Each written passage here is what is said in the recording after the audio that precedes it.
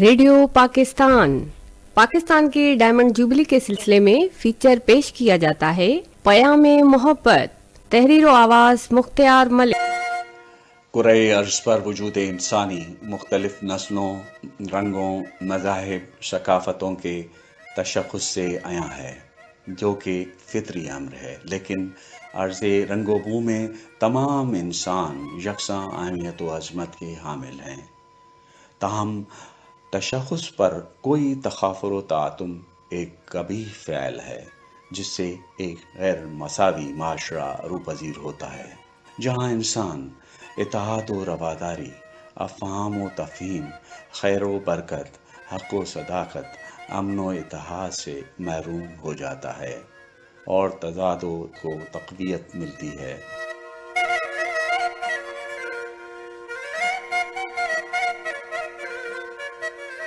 تمام معاشرہ نفرت و حقارت، بغض و کینہ، عداوت و دشمنی کا شکار ہو جاتا ہے۔ ان عوارض قبیحہ کی وجہ سے افراد، اقوام، معاشرہ انحطاط پذیر ہونے لگتا ہے۔ ان مخصوص انسانی احوال و ظروف میں اتحاد و یگانگت، رواداری، بین الاقوامی ہم آہنگی، انسداد انتہا پسندی اور فروغ امن کے لیے اہل علم و دانش کا اہم کردار رہا ہے۔ وطن عزیز میں سرزمین سندھ ایک ایسا خطۂ عظیم ہے جہاں صوفیاء کرام مذہبی رواداری، فرقہ وارانہ ہم آہنگی اور لسانی اشتراک کے لیے ہم وقت کوشاں رہے، جن میں شاہ عبداللطیف بھٹائی رحمۃ اللہ علیہ اور حضرت سچل سرمست، جن کی تعلیمات سے انسانی خصائص نمایاں رہے، انسانی اقدار کو تقویت ملی۔ ان میں بلا شبہ سچل سرمست کا کلام قابل ذکر ہے، جن کے صوفیانہ فکر و فلسفے سے مذہبی اور فرقہ وارانہ ہم آہنگی اور انسانی برابری کی فضا قائم ہوئی۔ موجود سدا موجود، حق موجود سدا موجود، حق موجود سدا موجود، حق موجود سدا موجود۔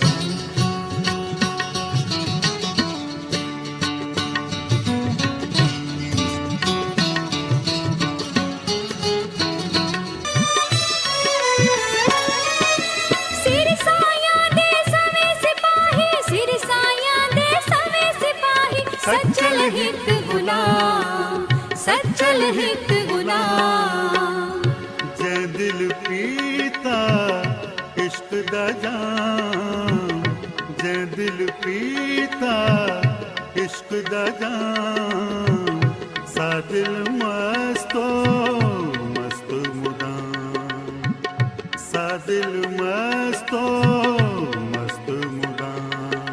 حق موجود، حق موجود سدا موجود، سدا موجود، حق موجود سدا موجود، حق موجود۔ 2.5 صدی قبل زبانوں میں ہم آہنگی کو فروغ دیتے ہوئے شعر و شاعری کے لیے مختلف زبانوں کو اختیار کیا گیا، جن میں حضرت سچل سرمست نے ریختہ یعنی پرانی اردو، پنجابی، فارسی اور سندھی زبانوں کو شامل کیا۔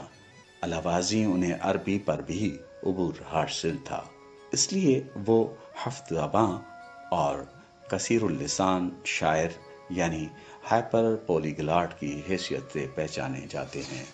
سچل سرمست کثیر اللسان شاعر ہی نہیں بلکہ اپنے اشعار میں لسانی ہم آہنگی کا درس دیتے ہیں۔ ان کا سندھی زبان میں ایک شعر قابل سماعت ہے کہ تھا چون صوف کہ تھا چون سیب، ان میں کہڑو عیب، پھل مڑیو ہی ہے کڑو۔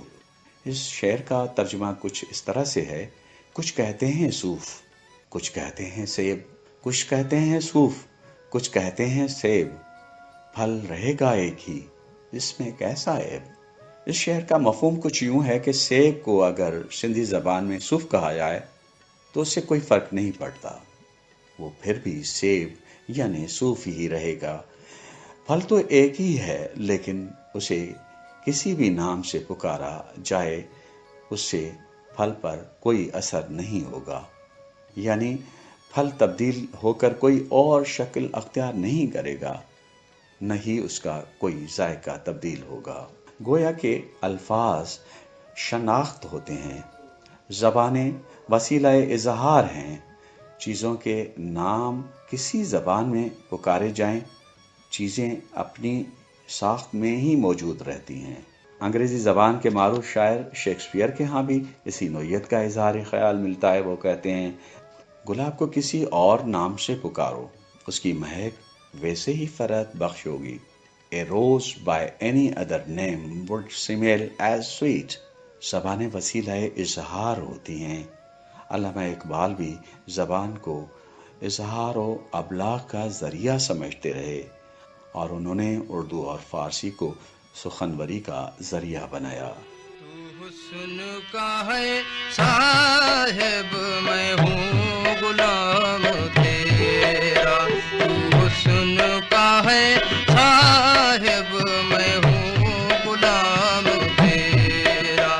ہے ذاک شاک ساجن، ہے ذاک شاک ساجن، مجھ کو مدام تیرا۔ تو حسن کا ہے صاحب، میں ہوں غلام تیرا۔ تو حسن کا ہے صاحب، میں ہوں غلام تیرا۔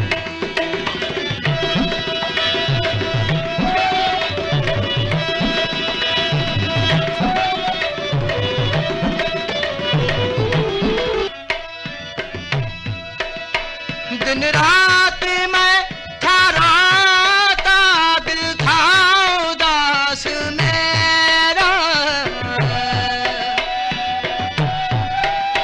دن رات میں تھا راتا، دل تھا اداس میرا۔